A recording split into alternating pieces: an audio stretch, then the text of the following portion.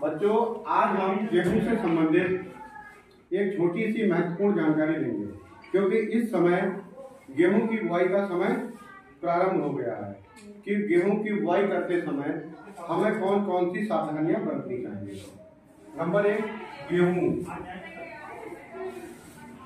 क्या होना चाहिए गेहूं की बुआई के समय। नंबर 1, बीज की मात्रा, किस प्रकार बीज होना चाहिए और बीज की कितनी मात्रा होनी चाहिए।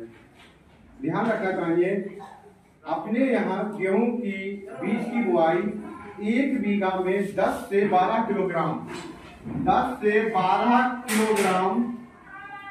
प्रति बीघा के हिसाब से गेहूं बोते हैं। और बीज जो है बिल्कुल साफ और स्वच्छ अच्छी गुणवत्ता का होना चाहिए।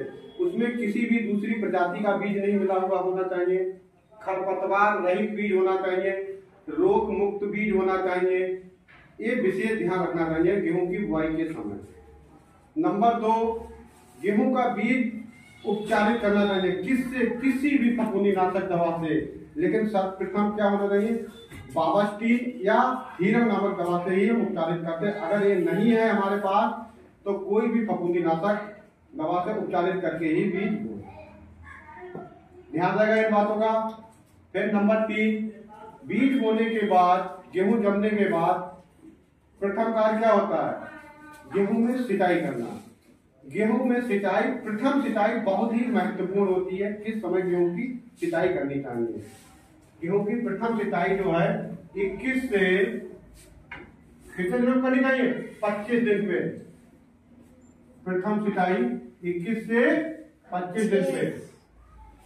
और इसके बाद हम इसमें खाद और उर्वरक की, गेहूं के जीवन काल में खाद और उर्वरक की मात्रा 125 किलोग्राम नाइट्रोजन, 50 किलोग्राम फास्फोरस और 40 किलोग्राम पोटाश देते हैं। ठीक है।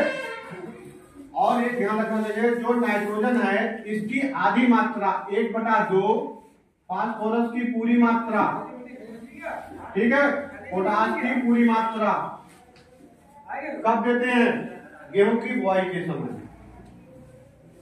गेहूं की बुआई के समय नाइट्रोजन की आधी मात्रा, फास्फोरस की पूरी, पोटाश की पूरी मात्रा देते हैं। इन बातों का विशेष ध्यान देना चाहिए।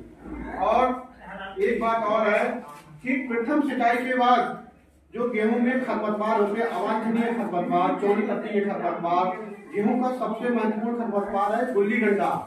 इन सब खरपतवारों की स्प्रे भी प्रथम सिंचाई पे ही करनी चाहिए, जिसमें 4-5